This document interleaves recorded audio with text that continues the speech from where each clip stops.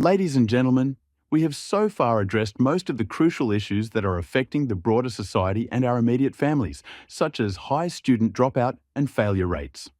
We are all aware of our country's declining economy, especially after the outbreak of COVID-19, load shedding and the high level of corruption in the country.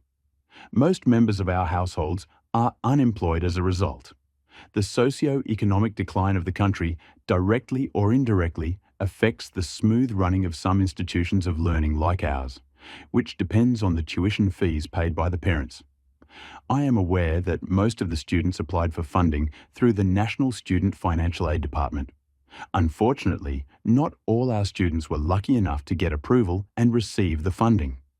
About 60% of the students, therefore, owe their tuition fees. This makes it very difficult for the college to sustain itself because it is through the tuition fees that a lot of debts are covered, including electricity and water bills. The lecturers employed on fixed-term contracts get paid through the tuition fees. Resources such as computers, library books, sport equipment, to name a few, are purchased through that money as well. Without tuition fees, the institution cannot survive. The challenge we are faced with is, how can we help each other to resolve the students' debts to sustain the institution? I therefore suggest that we discuss Agenda Item 4.1, Students' Tuition Fees Debts. Thank you very much, Chair. The College Board acknowledges the financial struggles that the parents are going through. It is just unfortunate that the National Students Financial Aid Department is unable to fund every applicant for various reasons. Thus far, the College Board has recommended that some of the debtors be handed over to the Credit Bureau for further investigations. Ladies and gentlemen, finances are a very sensitive topic. Most of us parents are really trying hard to make payments, but like you already said, Chair, it is such a struggle. One of the reasons why I, and maybe most of us parents, struggle to pay our children's tuition fees is that we are over-indebted.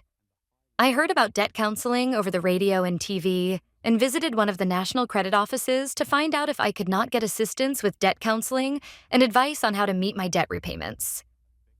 The counselor explained the process of how an over-indebted consumer can apply for his or her debt to be restructured so that he or she could pay household expenses and still be able to pay off such other debts as college fees at the end of each month. If you are battling with debt counseling may be one way out of a tight spot without having your goods repossessed, getting blacklisted by a credit bureau, or getting your child suspended or kicked out of the college. I agree with Miss Small. Debt counseling could be one of the options for saving our children from being expelled from the college because of unpaid tuition fees. However, we also need to be careful about some of the disadvantages of the debt counseling process. The process involves reducing your monthly payments on your debts, but it will take longer for you to settle the amount you owe, and you will pay more interest as well. Another drawback is that, while under debt counseling, you are unable to get more credit or use your pre-existing credit facilities. The debt counseling process is also not free, as debt counselors also receive 5% as a monthly aftercare fee. So, do not think about debt counseling as an easy way out. It is a tough process that demands commitment and sacrifice from you. I therefore suggest that we should also consider other ways of dealing with our tuition debts before we enter the debt counseling process. One option could be to make arrangements with Gauteng College to change our payment terms and maybe allow for longer-term payments. The Student Representative Council has been debating about student tuition fee debts and how we could help each other to resolve the problem. We also agree that over-indebted parents can opt for debt counseling if possible.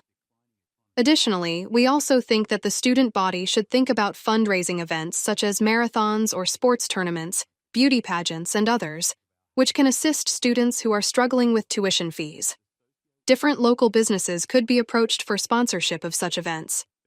Representatives from different banks can be invited to the college to share information with students about available student loans from the banks. In one of the recent College Board meetings, it was proposed that the college establish an academic award committee, which would look at different accolades that students could compete for and be awarded bursaries. These accolades would relate to academic achievement, achievement in sports, academic debates, outstanding short stories, or the most interesting college articles. Different college departments could suggest categories and criteria on the basis of which high achievers could be awarded bursaries. Ladies and gentlemen, it looks like we have exhausted different ways of assisting each other to raise funds to cover tuition fees. Are there any additional strategies that you can think of? I think we have exhausted different fundraising strategies. However, we can also establish a suggestion box in which students can post additional academic accolades for bursary awards for consideration. Definitely, Mr. Moss. Members of the SRC will take care of that and liaise with the College Board to finalise decisions. Are there any objections to these initiatives? No. Thank you very much for your wonderful inputs, ladies and gentlemen. I will provide feedback on tuition payment to our next College Senate meeting.